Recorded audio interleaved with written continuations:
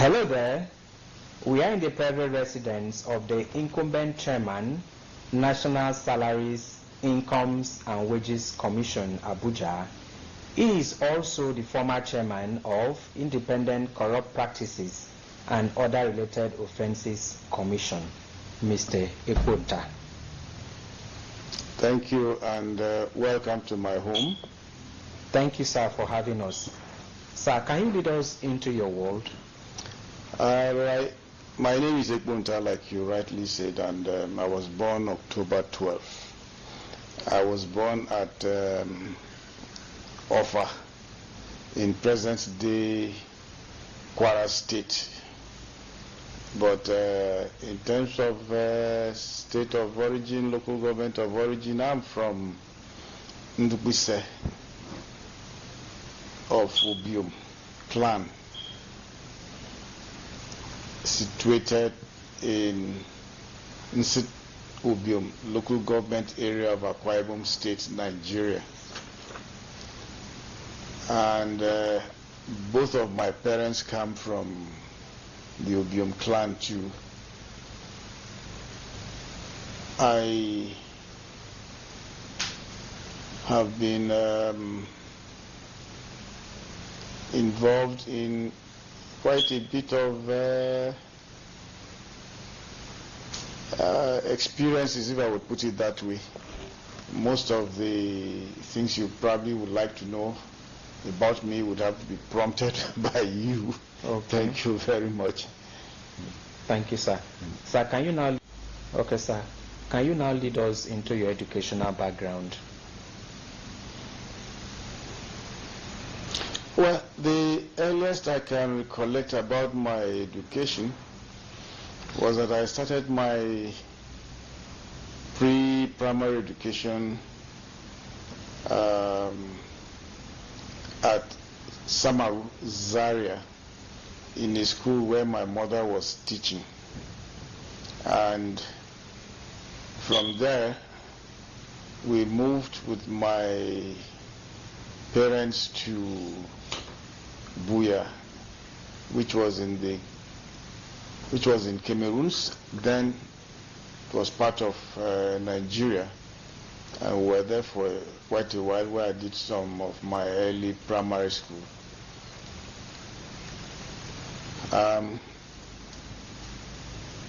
Having spent a little bit of time in the Cameroons, we came back to Nigeria, and my father was posted to the Bostal Institution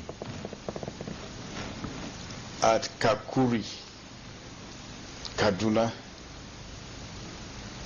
where he was the officer in charge of introducing agriculture into the prison service.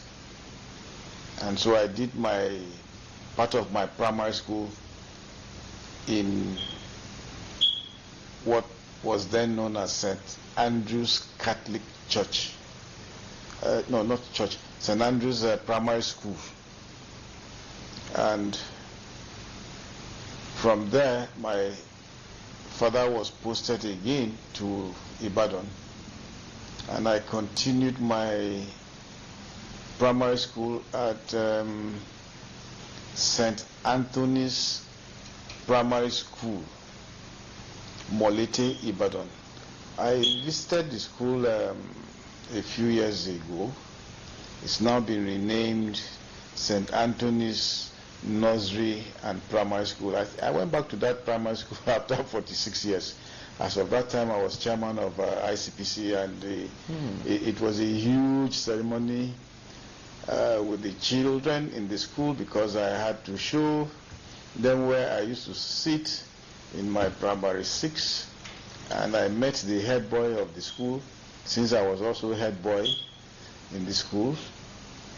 And it was real big fun. The children were really, really happy waiting to see somebody who finished from that school and came with a lot of actually went with a lot of camera people and press. Interesting. After that, I was admitted to Loyola College, Ibadan. That's a Catholic secondary school. It was one of the most eminent secondary schools in the country, and particularly in the western region. You had to go through a lot of competitive exams. It's the same standards that you have to deal with the Loyola Jesuit at Abuja. I know we had to go, for our set, we had to go through 3 reading exams just to prune us down to 30 per class. Then they had 2 wings, 30-30. Unfortunately, the Western crisis started, and I and my siblings and my mother had to return to Eastern Nigeria, and where my mother picked up a job at the Teachers Training College, Ifo, at Ikorekpene.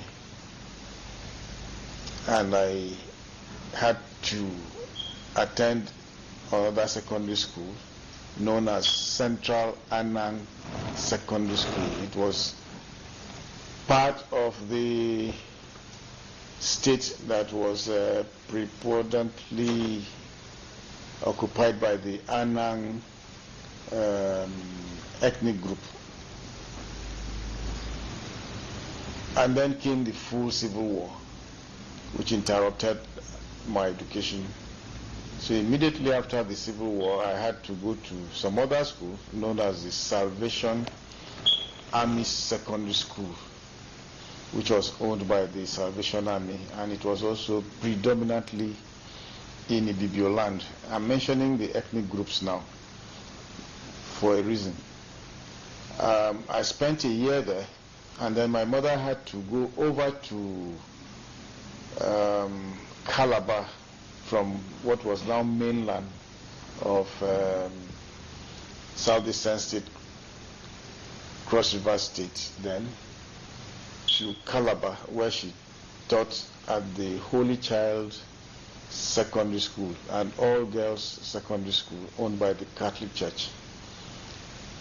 Incidentally, I was admitted into Hope Water Training Institute, which my own late father attended. And so it was a matter of pride for me to go to the same college like my father had attended. And for information purposes, that school was set up 1895. And that's where I completed my secondary school. Immediately after my secondary school, I needed to go to attend lower 6. Then we used to call it lower 6. That's higher school. Okay. I didn't want to do it in Hope Water because I was being told I was going to be the senior prefect of the school, and I didn't want to combine senior prefectship with the rigors of academics at the lower 6, since I had a vision of going to the university. So I left Hope Water after my school set and crossed over back to mainland, which is today Akwa Ibom State, to do my lower 6 in sciences at the Methodist Boys High School, Oron. I moved with a few of my friends, David Akpan, who was the school goalkeeper in Hope Water, and Gabriel Modern, and quite I think 1 or 2 others, and we've remained friends. While I was still at the lower 6 class, the College of Science and Technology in Port Harcourt started and introduced preliminary studies in medicine. So I left without completing even the first year of my lower 6. Okay. I went over to the College of Science and Technology in Port Harcourt, which today is the Rivers State University of Science and Technology. While still there, because I had taken concessionary exams into various universities, I was admitted late October into the University of Ibadan preliminary science program. And of course, when a young man is given a choice of staying in the College of Science and Technology or going to university, the first choice was that I picked to go to the University of Ibadan. So I left for the University of Ibadan, which as a young child I had always dreamt of going there. My parents took us as children to visit the zoo at Ibadan. And the zoo is situated within the University of Ibadan. Okay. And the first time I entered the premises of the University of Ibadan, and my parents told me, this is the university. I said, this is the university I want to attend. So these things are like coincidence. So I very much looked forward to attending that university, whereas most of my classmates decided to go to University of Nigeria in Nsukka. But I went to the University of Ibadan, which incidentally too, my parents had done programs at the same university. So I graduated from the University of Ibadan in 1977 with a bachelor's in political science. And the irony was that I started in the sciences, in prelim science, but ended up in political science because I was more interested in Aluta matters. And I went back for my master's program in the same university. So I had a master's in political science in 1980 and was offered a PhD. But as of that time, I was bonded to the Cross River State Water Board. They would have allowed me, but at that time I think I had a change of mind and decided that I would rather do a degree in law than do a PhD. And I got admitted into the University of Calabar to read my law degree, and I went into that law program and full time, and completed that program in 1986. So in terms of my academics, that's for formal education, that's it. But for professional education, after my degree in law at the University of Calabar, I was admitted into the Nigerian Law School, Lagos. We had only one law school then. And I completed that program in 1988 and was called to bar 1988 as a solicitor and advocate of the Supreme Court.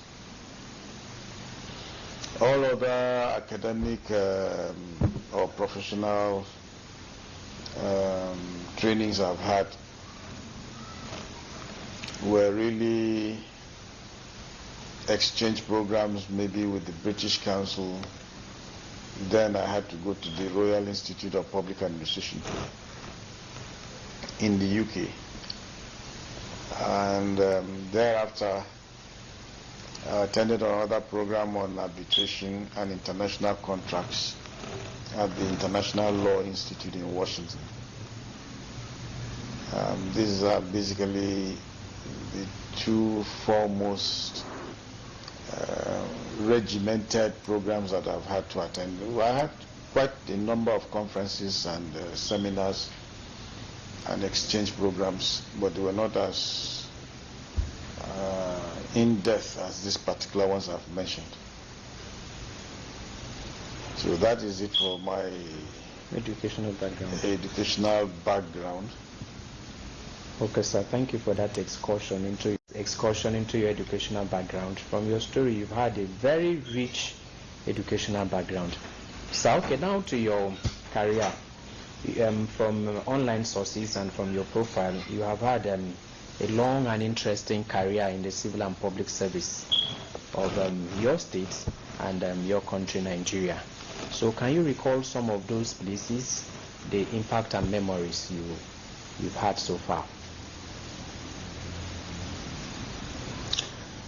Well, How many schools did I mention? About about 12 or 11. My career has been like that too. I did my National Youth Service in 1977 and finished 1978, and that was in Kano, present-day Kano State, and I was deployed to the television house in Kano then as a producer editor during the NYC period. And it was a very beneficial period for me because it allowed me to test out one of the dreams I had, and what sector would I go into in real life. I was interested in journalism all through, even though I was in political science. But as a political science student, I was a correspondent for mainly daily Sunday sketch, not daily sketch, Sunday sketch newspapers. I used to have articles every Sunday, and because of the quality, the editor requested that I should submit at least 2 articles per Sunday. So one would go under my name. The second one was tagged correspondent, and I found it very interesting and financially rewarding because each article attracted 10 naira. To you, 10 naira is like a joke, but then 10 naira was big money because as students of the University of Ibadan, we had our meal tickets, 20 kobo for breakfast, 25 kobo for lunch, and 25 kobo for dinner. So, if you had 10 naira, that made you really a big player in the school then. And if I had 2 articles in the week, that gave me 20 naira. And incidentally, I used to take part in some TV programs. Then it was known as Western Nigeria Television, WNTV. And I did 1 or 2 youth programs with OYO. Okay, which later metamorphosed into NTA. Yes. So I had this mingling debate going on in my mind. Should I go into full-blown journalism after graduation, or should I go into administration, or should I go into foreign affairs? So the posting during NYC allowed me to try out my journalistic skills. But when I finished, I think I did not find journalism attractive again, because it entailed too much of traveling. Okay. And and if I was to set up something, you would require a lot of resources, not equipment, so to speak. Okay. And the kind of equipment I saw in television house meant that you had to be in one place. You couldn't move around with what you had then. Not these days that I see the outdoor OB van that you can move your television house to the venue. And so immediately after the youth service, I got employed as a lecturer at the School of Arts and Science in Uyo to teach government.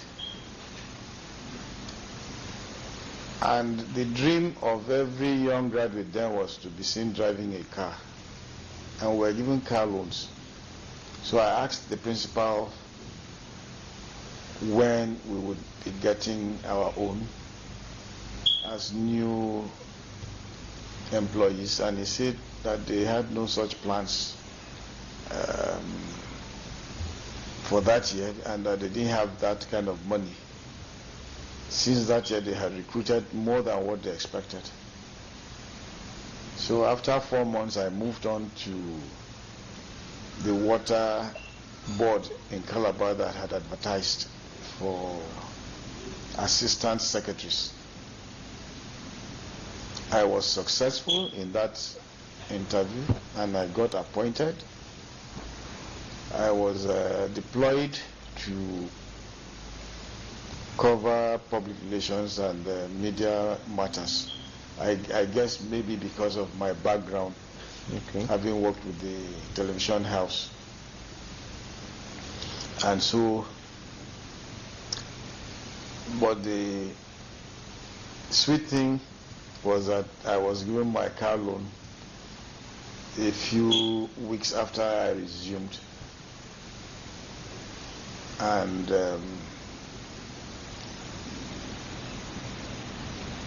it was for me seeing that money in the bank that really excited me.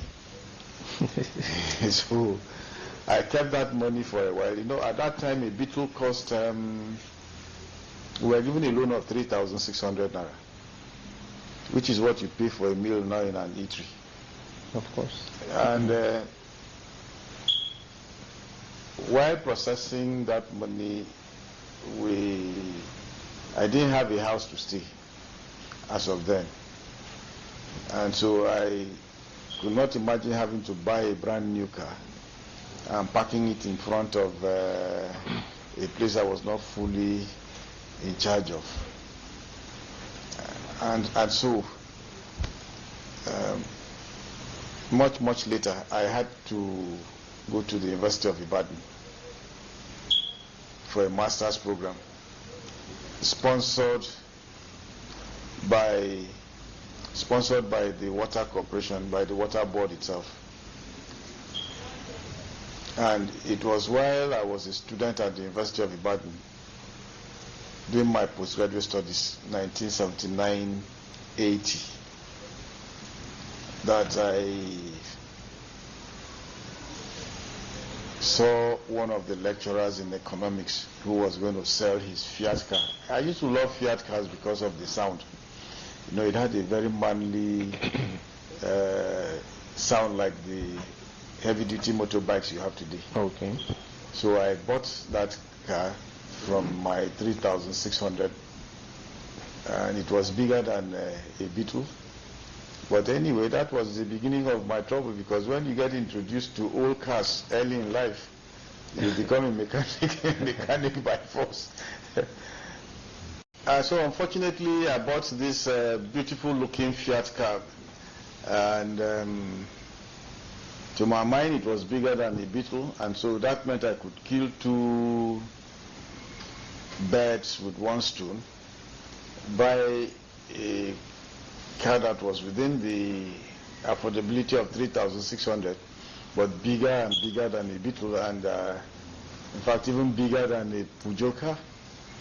I didn't know that that was my beginning of trips to mechanics, because the Fiat car was special. It wasn't the common run of vehicles in Nigeria. Okay. And so you had very few mechanics who understood how to fix it and keep it running properly.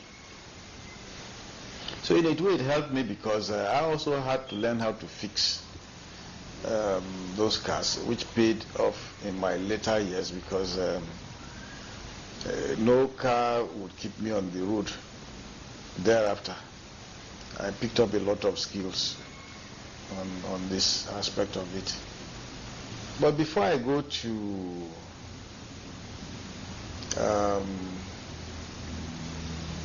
since I'm talking about my career, I picked up a lot of skills in the university when I was doing my undergraduate programs, because at the University of Ibadan they had introduced what was known as the course system. It's elective, but at that time you could pick your courses from any department. You were not forced to go and take electives, predetermined electives like it's happening today. So I had the room of going to different faculties to pick interesting electives that were interesting to me as a person. I did genetics, I did archaeology. I also stopped by to do drilling science, and all these things paid off much later in life. I went to the Faculty of Arts and did Introduction to Logic, and that has been one of my greatest assets. You must know how to present matters in a persuasive manner. So, thereafter I went back to the water board to continue. It's an engineering outfit, and so these programs I had done actually prepared me for that kind of environment, and I was involved in a lot of training activities and liaising with donor agencies, international donor agencies. And it was during my period when I was there that we attracted a lot of training for our engineers. Most of them went to Loughborough in the UK. Others went through the Netherlands exchange program. And I'm very, very happy today that I was part of their training, because quite a number of them came back to hold very senior positions in engineering outfits. And in fact, the one I met at the University of Calabar was director of works. The second one was director of works at the teaching hospital in Calabar too. So I see them and I'm always very happy. During my period with the water board in Calabar, we had a very rigorous training program and a very far-sighted chief executive, one engineer, Ephraim Odo. He allowed me, through a government exchange program, to go on to the Royal Institute of Public Administration training in the UK. And that really set my parameters in terms of administrative training.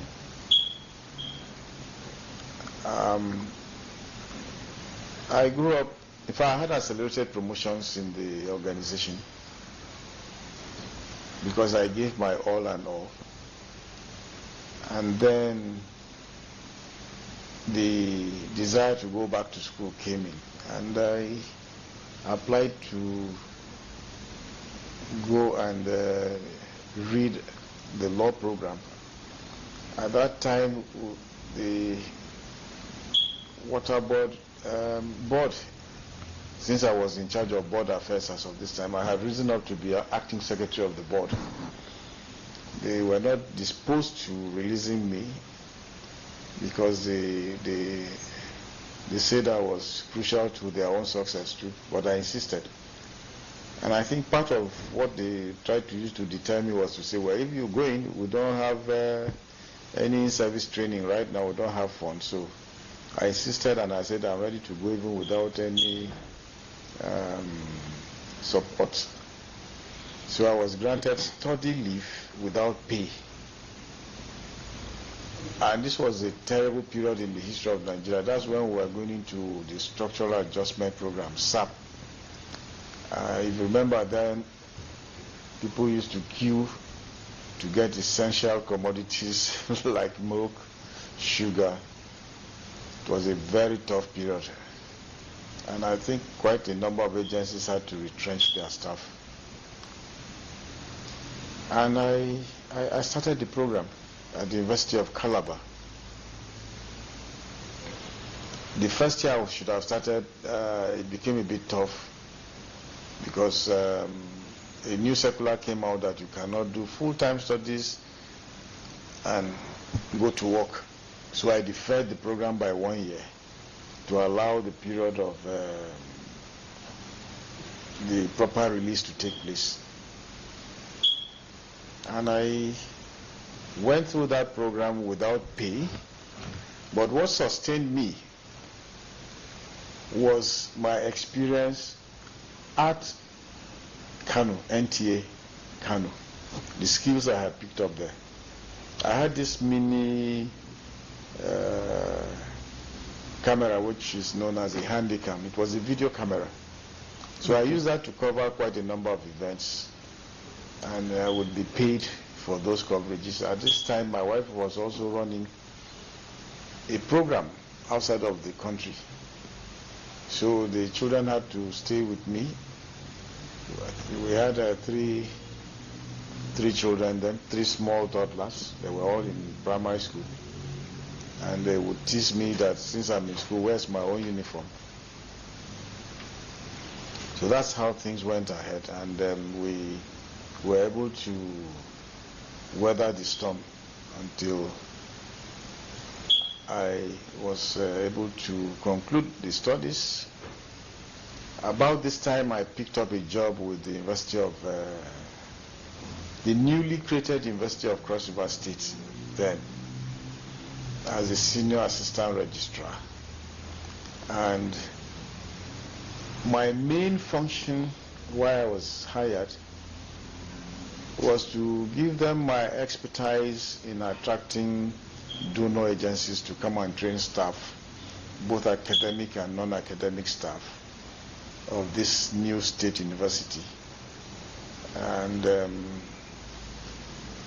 I started that effectively, but eventually I was redeployed to records management, which was not really a strong footing, and I had to reorganize the entire records management system of the university. At this point, you must know that this university took over the premises of the College of Education in Uyo.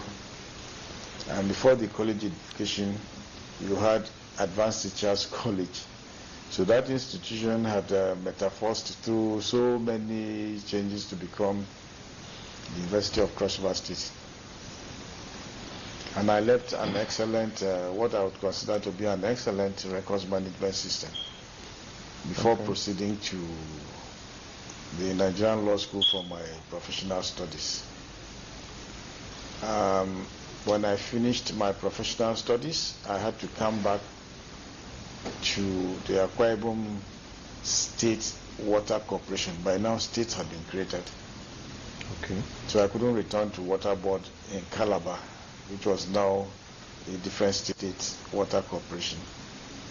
As head of personnel, I was there for a while, and eventually I was redeployed by government to the Ministry of Justice in Uyo. I spent some time at the Ministry of Justice, not long, maybe just a few months. And the military governor then, Colonel Godwin Abbey, sent for me and redeployed me to the Akwa Ibom State Liaison Office in Lagos, where I was head of personnel and the lawyer. So I handled all matters pertaining to legal matters coming from the state, and also handled all personnel and consular matters, matters pertaining to embassies, where commissioners and highly placed persons from my state were going to travel out and had to use embassies in Lagos. That was then my main function.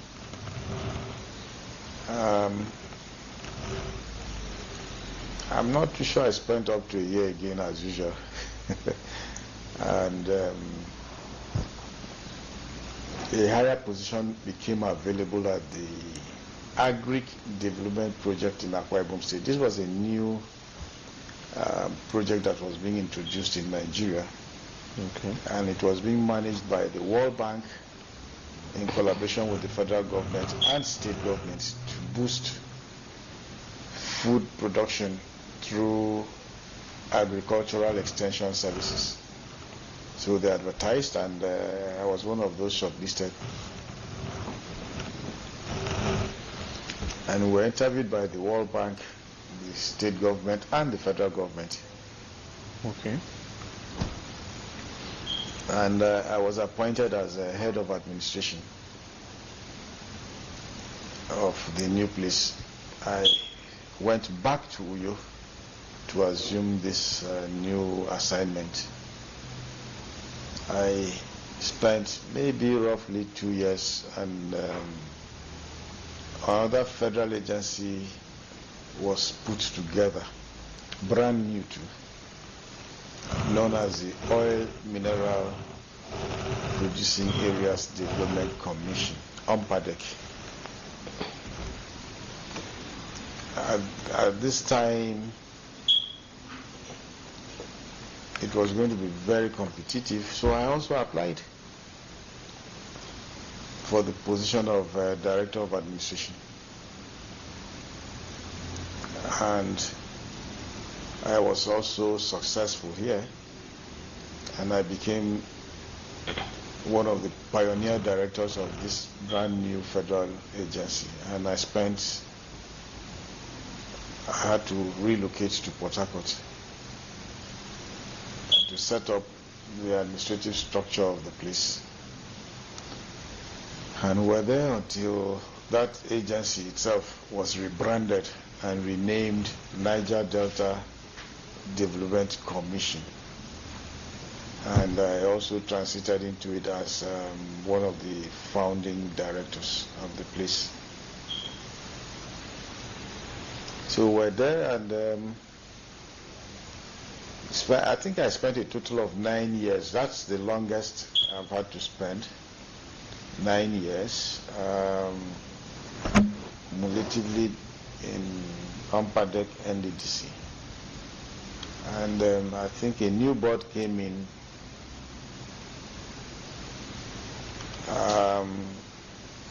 desirous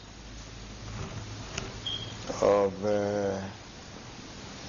organizing a lot of changes, and they did a lot of changes, both positive and negative. And the negative aspect was that 11 of us who were the pioneer directors were compulsory retired for reasons known to them, because nobody had been issued any queries and all that. And we went to court to contest that. And we were in court from 2001 to 2012. Quite a long time. Quite a long time, but at the end of the day, the whole issue was settled, and all the persons who had been asked to leave were asked to go back, for those who were interested in going back. And I wasn't interested in going back, because in the period of 2001 and 2010, I had established a nursery primary school in Uyo, known as Loyola Nursery and Primary School. And how did the name Loyola come to me? The 1 year I spent at Loyola College, Ibadan, left a huge impact on my life. Okay. And if you go to that nursery primary school, the design is almost the same like my Alma mater. 1 year alma mater. When people talk about alma mater, mine is different because I've had to traverse, I think, about 5 secondary schools. And so it was in November 11,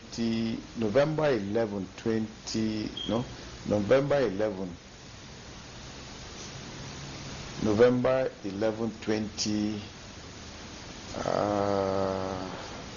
November 19, I think, November 19, 2011, that the President and Commander-in-Chief appointed me as a board member of the Independent Corrupt Practices and Other Related Offences Commission. That's President Jonathan. Okay, at the time. At the time, yes. When we went in for the swearing-in ceremony,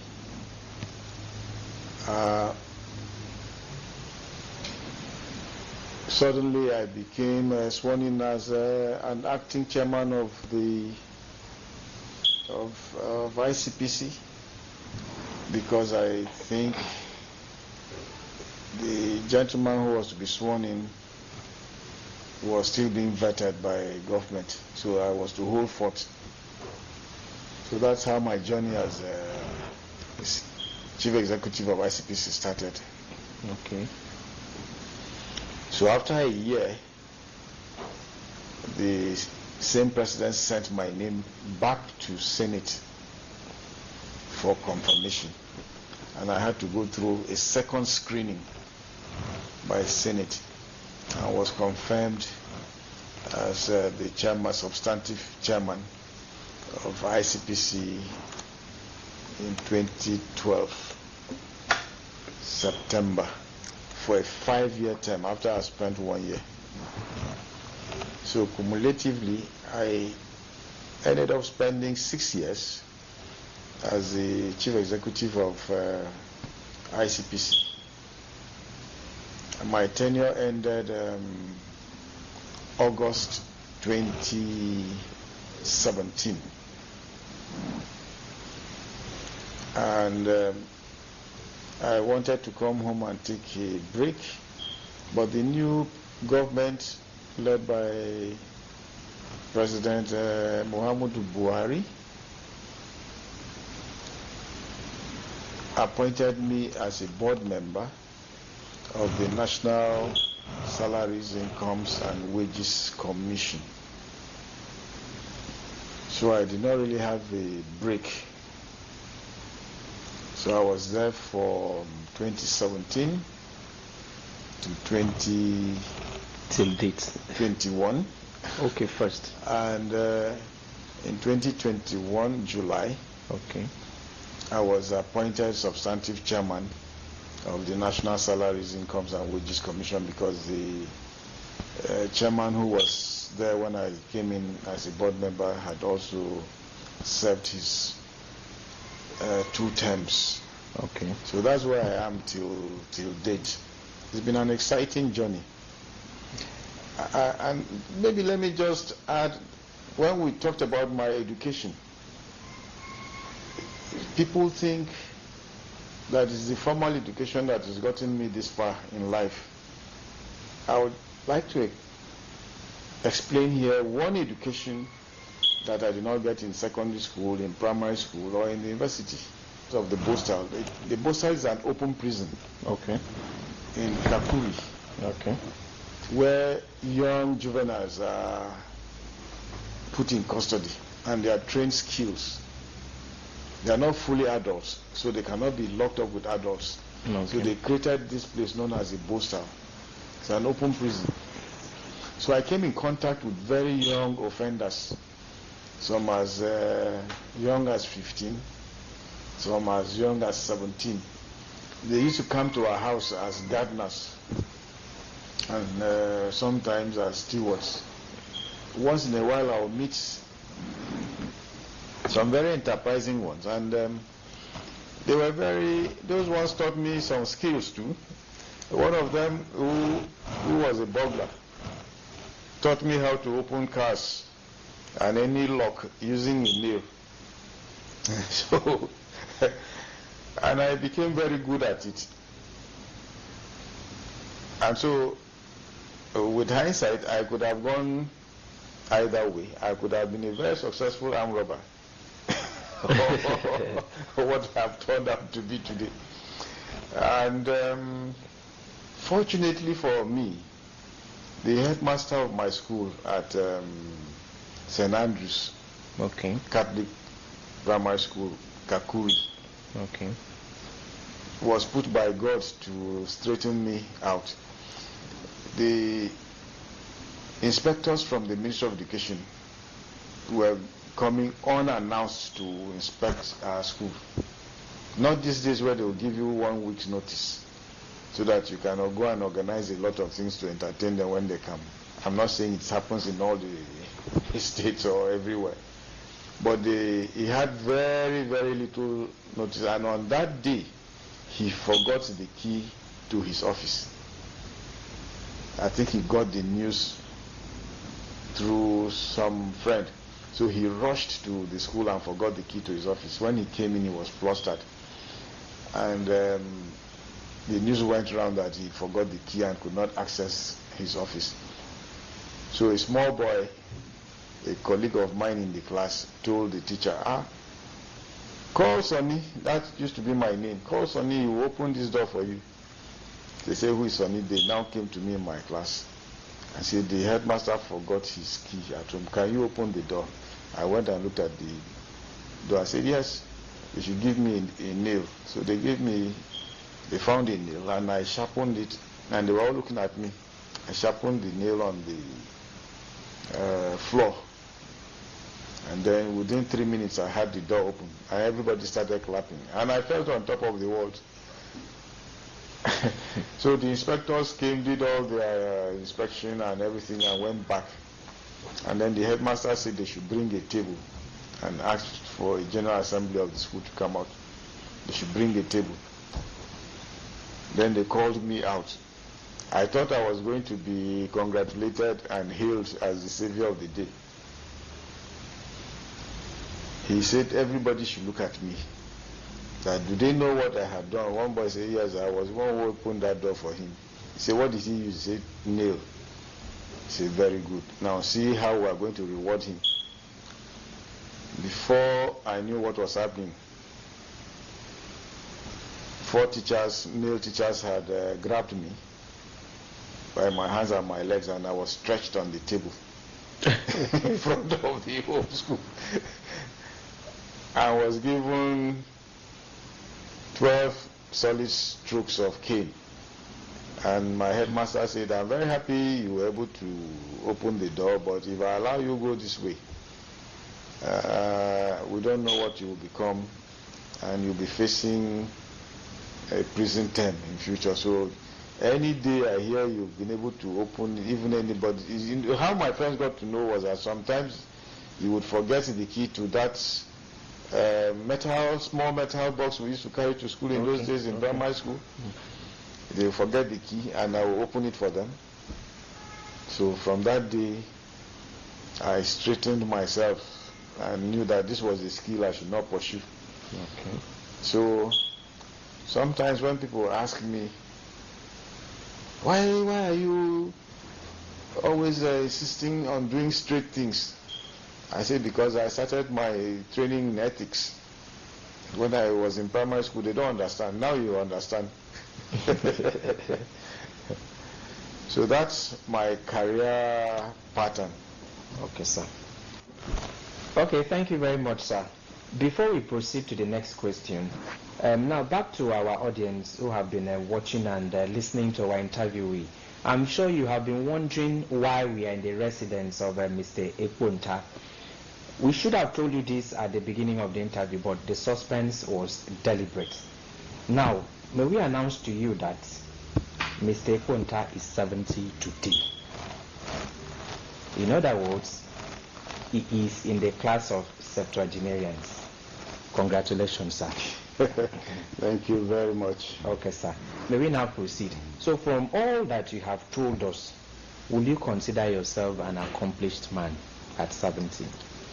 I think I'll let that be answered by others. But for me, I am fulfilled, and I thank God for the health He has given to me, for the family He's given to me, and for all the opportunities He has given to me. And I cannot but say I am very happy and fulfilled. But how far I have gone would be what others would say. Okay. Okay. And from records, you have been full of good services for your country, Nigeria. So at this point in time, what is your prayer for Nigeria? What is your dream for Nigeria? Well, my dream for Nigeria is a kind of Nigeria I met as a small child. Even up to when I was an undergraduate, I still believed and took great pride in my country. An incident that remains fresh in my mind was when I was 12 years old at Ibadan, and my parents simply put me on a train at Ibadan to go spend holidays with my aunt and her family, resident in Kaduna, unaccompanied. All they did was to give money to the train stewards and ask them to please make sure I eat 3 times a day breakfast and lunch and dinner.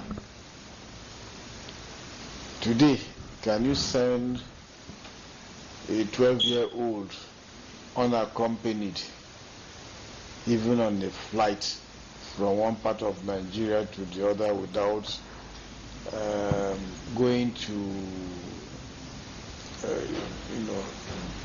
I don't want to describe what we're facing today, because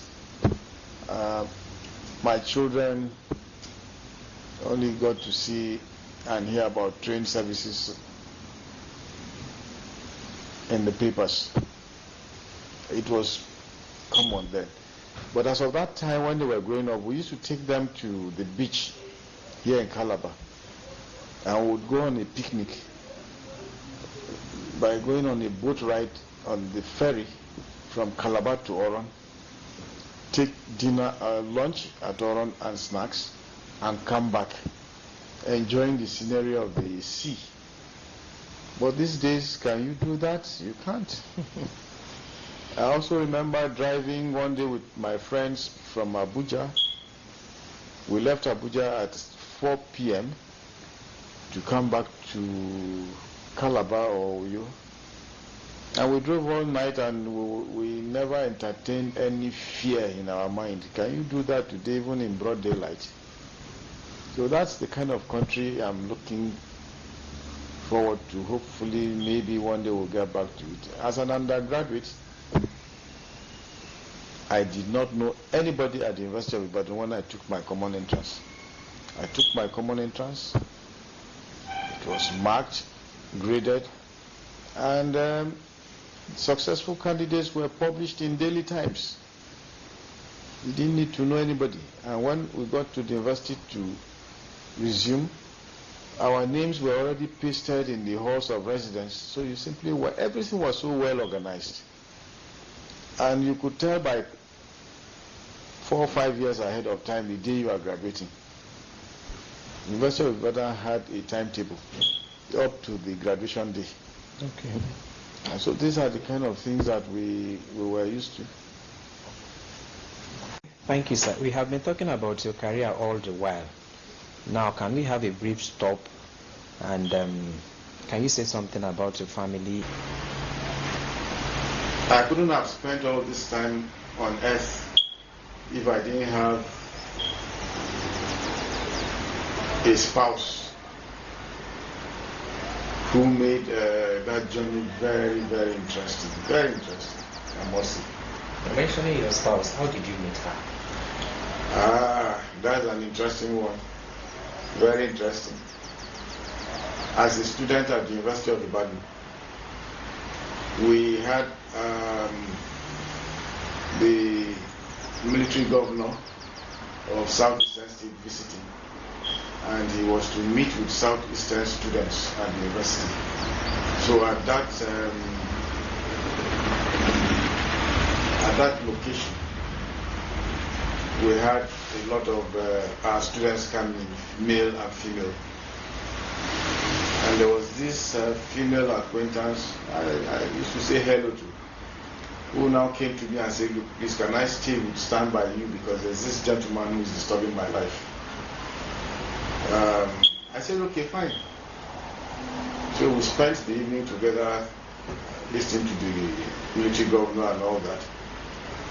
And the more we chatted, I now took a look at her physique, and I said, I think I like what I'm seeing. So after the event, I said, look, let me escort you to your hostel, because I don't want this guy disturbing you. So I escorted her to the hostel. And of course, every other day I would go and check whether she was doing okay.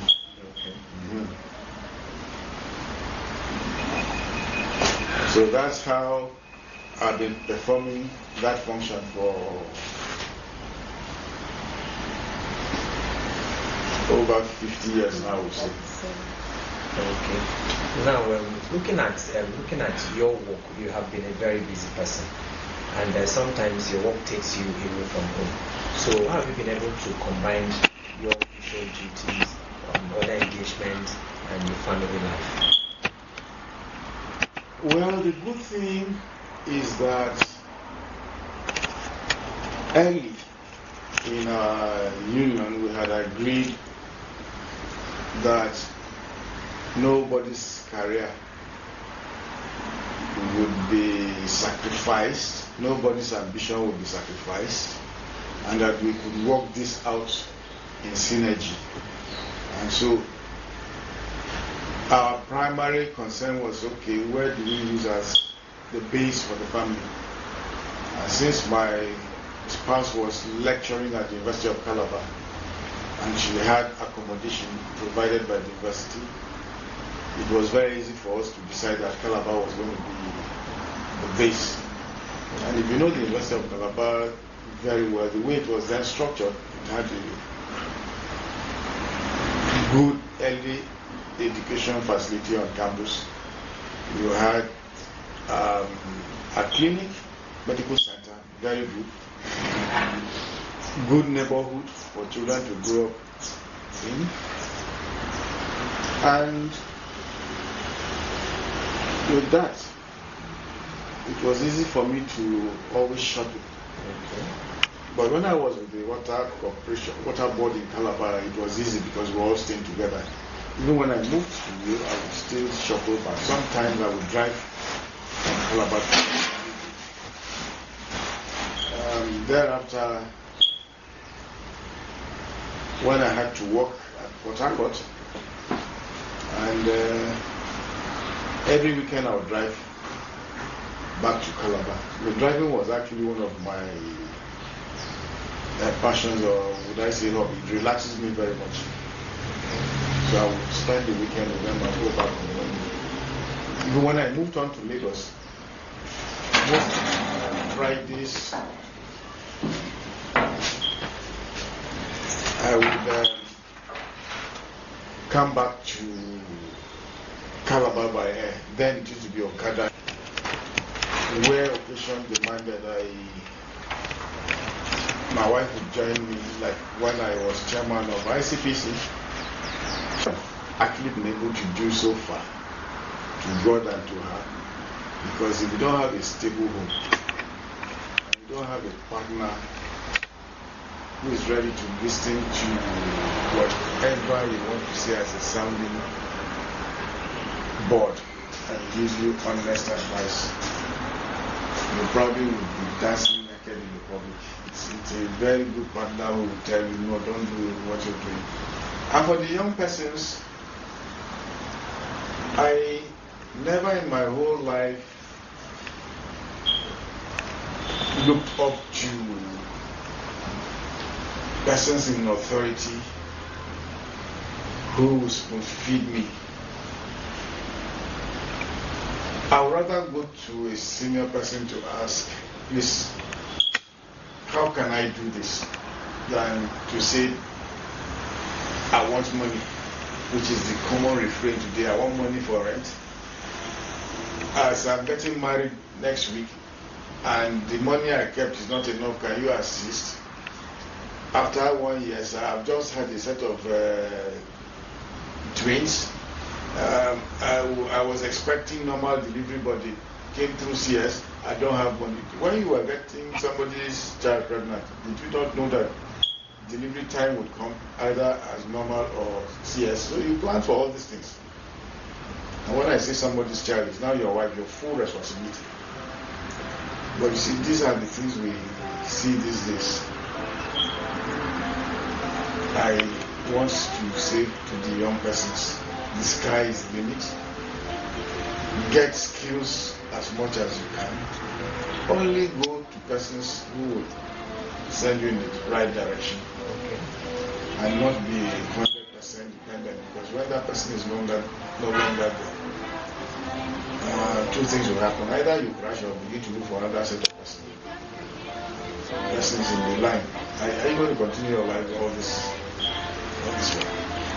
And part of the give back to society, I started a nursery grammar school as a family investment. It started 2001 and it's still running strong. And we have kept our fees deliberately and ridiculously low. And has afforded the catchment area. It's in the center of the Jam, low economic classes. Today they are all in universities and they are very, very proud to mention that they attended that school. That for us is a joy. And is involved in giving back to the school system. She supports a lot of schools, basically in her father's village, her mom's village, and my village, by giving books in quantitative and verbal reasoning, mathematics, English, and individual language. Thank you very much, sir.